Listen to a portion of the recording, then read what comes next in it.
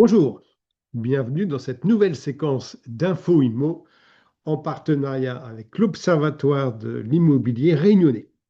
Cette semaine, on va analyser la situation du marché des transactions à La Réunion au cours du mois de mai grâce à notre indice mensuel des marchés immobiliers. Donc, pour accéder à cet outil exclusivité de l'Observatoire, vous allez sur le site immodésil.fr. Vous cliquez dans l'onglet Nos outils et deuxième ligne, indice mensuel des marchés immobiliers, mois de mai 2026. Donc c'est un mois intéressant parce que, tout simplement parce que la guerre au Moyen-Orient, la hausse des taux d'intérêt qui se profile, la hausse des prix des carburants qui, elle, ne se profile pas, mais qui a impacté clairement le quotidien des habitants de l'île. Voilà. Est-ce que ça a eu des conséquences sur le marché au mois de mai? On voit ça tout de suite.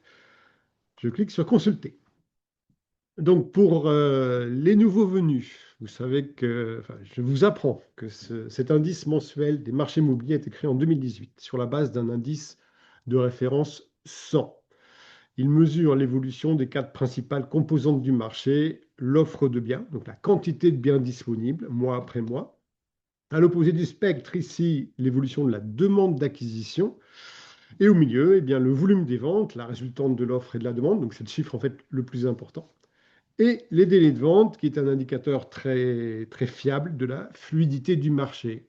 Est-ce que ça sera facile ou pas de vendre votre bien? Eh bien, regardez bien ce délai, c'est la prévision de votre aisance à vendre ce bien. Donc, base indice 100, tous les mois, on mesure l'évolution. On commence par l'offre de biens. On est en plein dans le rouge, on est à l'indice 63. Donc, clairement, l'offre est insuffisante. Ce n'est une surprise pour aucun des habitués de ce site parce que mois après mois, voilà, je clique sur l'historique, voilà. Eh bien, depuis le mois de janvier 2025, un an et demi quasiment, 64, voilà, 64, 63, 65 une fois, et on redescend, 64, 63, voilà, morne pleine.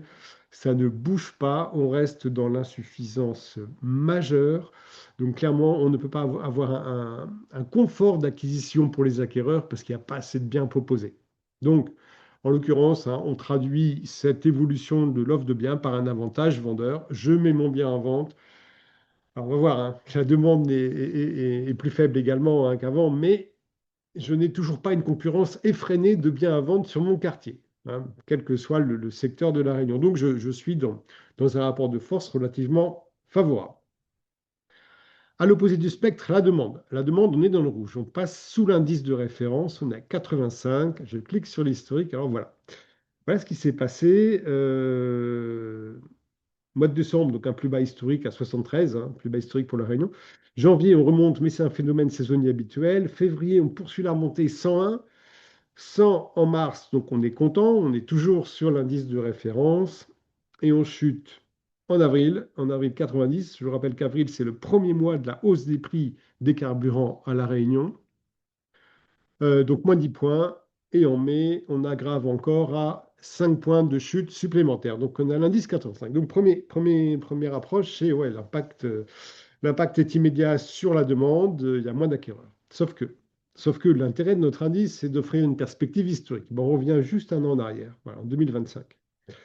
Et on a exactement les mêmes courbes. Il n'y avait pas de guerre au Moyen-Orient. Les prix des carburants étaient, excusez, j'allais dire normaux. Non, ce n'était pas normaux, mais ils n'étaient pas ce qu'ils étaient aujourd'hui, ce qu'ils sont aujourd'hui. Voilà. Donc on a janvier, février, mars, on monte. Janvier, février, mars 2026, on monte. Et on est même à quelques points au-dessus. Avril, ça chute fortement. Et mai, ça rechute. OK? Eh bien, on est exactement dans le même phénomène. Ça veut dire que, en termes quantitatifs, la guerre au Moyen-Orient, le stress économique qui en résulte, la perte de pouvoir d'achat évidente pour les ménages réunis n'a aucun effet sur la demande d'acquisition des biens anciens à La Réunion, aujourd'hui. Ça changera peut-être demain, mais aujourd'hui, c'est ce qu'il en est. Je parle en termes quantitatifs, je ne parle pas de qualité de la demande, je parle des gens qui expriment un souhait, un intérêt pour l'acquisition immobilière à La Réunion dans l'ancien. OK? On est d'accord? Bien. Donc ça, c'est le premier point. Deuxième point, donc il y a des grosses chutes par région. Donc là, je fais un focus que vous pouvez faire chez vous. Donc vous pouvez faire un focus sur la région, un focus sur le type de bien. Je vais vous montrer trois régions. D'abord le nord. Donc le nord, grosse chute de la demande. Donc on est à 93, donc là aussi sous l'indice de référence. Voilà, donc en 4 mois, hein, on est passé de 163 au mois de février à 93 au mois de mai. Donc très grosse chute de la demande dans le nord. Dans l'ouest, 31. 31, c'est hyper faible. Ça veut dire qu'on a 3 fois moins de demandes qu'en 2018, date à laquelle on a créé l'indice sur une base de référence 100. Là aussi, on a une grosse chute de 55 à 31 en 4 mois. Alors, pour ceux qui nous connaissent, vous voyez que juste le compteur d'à côté, c'est le volume des ventes.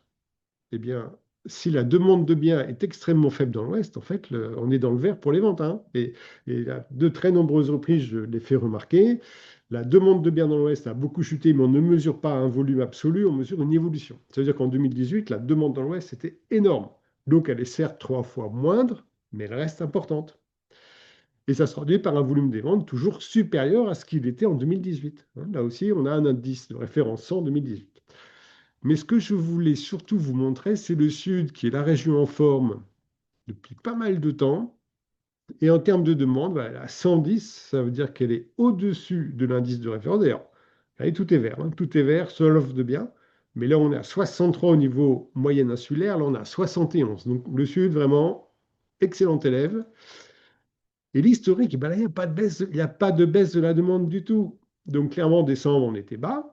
En janvier, on remonte au-dessus nettement à 110. Février, une petite chute, mais on reste à 102, on reste au-dessus de l'indice. 110, 111, 110. Exceptionnel. Exceptionnel, ça veut dire que là, on est sur une. Il n'y a pas d'impact saisonnier, il n'y a pas d'impact de la crise au Moyen-Orient, il n'y a pas d'impact de la hausse du prix des carburants. La demande dans le Sud enfin, j'allais dire parfaite. Elle est très forte et elle est constante. C'est clairement remarquable. Je quitte le Sud. Je quitte le Sud, je reviens sur l'ensemble de l'île pour le point principal, c'est le volume des ventes. Je consulte. Volume des ventes, voilà, je suis à 137. Vous voyez l'apparente contradiction à demande de bien 85 dans le rouge, sous l'indice, volume des ventes 137 dans le vert, bien, bien au-delà de l'indice. Je l'ai expliqué plusieurs fois, hein, pour moi, la raison principale, c'est que contrairement, voilà, je reviens sur la demande historique. Voilà, ça, c'est la bulle immobilière. La demande a explosé, on a atteint des 209, 206, 211. C'est une frénésie de demande d'acquisition. Les taux d'intérêt étaient autour de 1%. Et ça a créé une appétence extraordinaire pour l'acquisition avec pas mal de phénomènes d'insolvabilité, hein. Il y a un effet d'aubaine, on me prête à 1%, il faut que j'achète. Mais oui, mais ça n'empêche pas que le capital, il faut l'emprunter, il faut le rembourser. Et donc, si je n'ai pas les moyens financiers, taux à 1% ou pas, je n'ai pas les revenus suffisants pour assumer ce prêt. Donc, en fait, il y avait une perte très importante, enfin un taux de transformation très faible entre le nombre de demandes d'acquisition et le nombre d'acquisitions réelles. Aujourd'hui, les taux sont à 3,6 à peu près. Il n'y a plus d'effet d'aubaine. Donc, en fait, on a élagué énormément, énormément parmi cette masse d'acquéreurs potentiels. Et disons que les rêveurs ont disparu et qu'il reste en majeure partie des acquéreurs qui ne sont pas là pour profiter de l'aubaine, ils sont là parce qu'ils veulent devenir propriétaires. Voilà, c'est à 3,5, pas grave. À 4 points, je réfléchirai peut-être un peu plus, mais pour l'instant, je suis à 3, 3,5, donc j'y vais. Et je suis solvable. J'ai réfléchi, j'ai pesé les avantages, les inconvénients, je veux être propriétaire. Donc voilà comment je l'explique.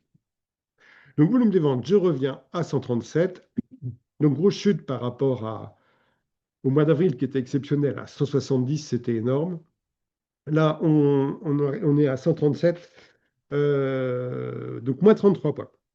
Alors, c'est assez logique puisque le mois d'avril a enregistré une baisse de la demande. Donc, clairement, entre le moment où la demande est voulue et le moment où elle se traduit par une conséquence sur les actes même, il y a une carence de quelques semaines. Donc, la chute de la demande en avril, clairement, a une conséquence sur la chute des ventes en mai. Ça, c'est le premier point. Deuxième point, si on compare les mois de mai des années précédentes, en 2025, on était à 133. Donc là, on est à 137. 2025, je vous le trouve. Hop, voilà, 133. Quelques points de moins. 2024, 143. Quelques points de plus. 2023, 144. Quelques points de plus. Et si je reviens au monde d'avant la bulle immobilière, en 2019, on était à 147 et en 2018 à 122. Voilà, donc en fait, c'est un chiffre, ce volume des ventes, qui est en légère baisse par rapport à la moyenne de saison, par rapport à tous les mois de mai qu'on a pu analyser depuis 2018, mais c'est une baisse très légère. Et là encore, comme pour la demande, en fait, il n'y a pas d'impact majeur de la hausse du prix des carburants, ni de la guerre au Moyen-Orient, ni du stress économique qui commence à atteindre le pays. Voilà. Et d'un autre côté, la hausse des taux, là on est à 3,6, hein, donc on prend quelques dixièmes régulièrement. Bah, pour l'instant, il n'y a pas d'impact. Pour l'instant, il n'y a pas d'impact. En termes de délai, les délais de vente, nous sommes à 72. 72, on est franchement dans le vert. Euh, Concrètement, ça se traduit par, depuis le 1er janvier, des délais de vente moyens de 20 semaines, 16. Donc on gagne 2 semaines, hein, par rapport au deuxième semestre 2025, on était à 22,40. Donc ça, c'est relativement rare. Alors, ça reste très long, hein, 20 semaines, c'est 5 mois. Mais cette baisse de 2 semaines sur un semestre, c'est un élément très positif. Alors, ça ne rend pas le marché hyper fluide, hein. On a vu en début de séquence que le vendeur était dans un rapport de force favorable parce qu'il y a une offre insuffisante. Mais la demande, elle est aussi sous l'indice de référence. Et le souci, c'est que bah, les délais de vente restent super longs. Donc, c'est pas fluide pour l'acquéreur, il y a peu d'offres, mais c'est pas fluide pour le vendeur, c'est super long. Alors, on va revenir sur ce délai qu'il faut pour vendre. En fait, c'est super simple, c'est très simple. La plupart des vendeurs fixent un prix au-delà de la valeur réelle du bien. Pour des tas de raisons qu'on évoque, mais alors là, systématiquement, de façon très, très synthétique, premier déterminisme, c'est son coût de revient. Encore une fois, le coût de revient d'un bien n'a aucun rapport avec sa valeur à l'instant T. Il y a des régions de la Réunion qui ont bénéficié d'une, d'une inflation, entre guillemets, des prix très, très importante. D'autres qui ont, à l'inverse, subi une baisse de leur cote immobilière. Donc, il faut toujours se prendre avec beaucoup de recul cette notion de coût de revient. Moi, en fait, je vais même l'écarter totalement. Je n'en tiens aucun compte pour évaluer la valeur d'un bien à l'instant T. Deuxième déterminisme qu'utilise le vendeur, c'est le marché apparent. C'est-à-dire, on recherche un bien similaire dans les petites annonces qu'il y a sur le web et du prix affiché, on en déduit que c'est sa valeur réelle, ce qui est faux. Ce qu'il faut, 7 ventes sur 10 ne se font pas au prix de présentation. 7 ventes sur 10. Quand elles se font, je n'évoque même pas les biens mis en annonce qui ne se vendent jamais et qui sont à la fin retirés du marché. Donc en fait, on est à plus que 7 sur 10 de marge d'erreur, hein. Ça, c'est le... Donc ça, il ne faut jamais perdre ça de vue. 7 annonces sur 10 ne reflètent pas la valeur du bien. Premier point. Deuxième point, le vendeur va, sur les prix affichés, ajouter une plus-value affective. C'est humain. C'est humain, c'est sa maison, il a emprunté de l'argent pour l'acheter, il l'a entretenu, il a élevé ses enfants, sa famille, il a peut-être amélioré. Voilà. Donc il y a un lien affectif qui se traduit par une valeur ajoutée, une plus-value que l'acquéreur, lui, ne reconnaîtra pas. C'est pas sa maison, enfin pas encore sa maison. Il va comparer cette maison avec toutes les autres de façon relativement objective.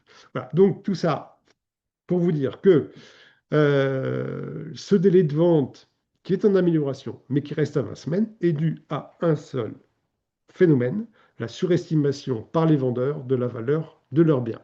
J'en veux pour preuve donc cette proportion de ventes négociées qui s'établit là depuis le 1er janvier à 66,97%. Voilà, donc 67% des ventes ne se concluent pas au prix souhaité par le vendeur. Ça baisse. Ça baisse, on était à un peu plus de 70% au deuxième semestre. Et en fait, ça baisse parce que là, j'ai remarqué qu'au mois de mai, donc on analyse toutes les ventes, hein, une par une. Je vous rappelle qu'on a les photos des biens vendus, toutes les photos, le descriptif complet, le prix de départ, le prix final et le délai qu'il a fallu pour passer de l'un à l'autre. Et nous faisons une analyse qualitative vente par vente. Et là, au mois de mai, on a remarqué qu'il y avait quand même pas mal de biens qui sont arrivés sur le marché à leur prix. À leur prix. Et ça a une incidence immédiate sur les délais de vente moyens qui baissent depuis le 1er janvier. Alors que là, c'est un phénomène propre au mois de mai, hein. Ça veut dire que ce phénomène est quand même assez conséquent pour avoir une incidence sur les 5 premiers mois de l'année. Donc, résultant, ça a pour résultat de baisser le délai moyen de vente et la proportion de ventes négociées. Là, je vois peut-être une conséquence justement de cette crise au Moyen-Orient. Je pense qu'il est fort probable que les propriétaires qui ont un projet de cession à court ou moyen terme ne veulent pas perdre de temps. Ils ont, je pense, un pressentiment que le marché va se détériorer, comme l'ensemble de l'économie nationale d'ailleurs, et que lorsqu'on a un projet de cession, eh bien, il ne faut sans doute pas trop tarder en mai 2026 pour le mettre à exécution.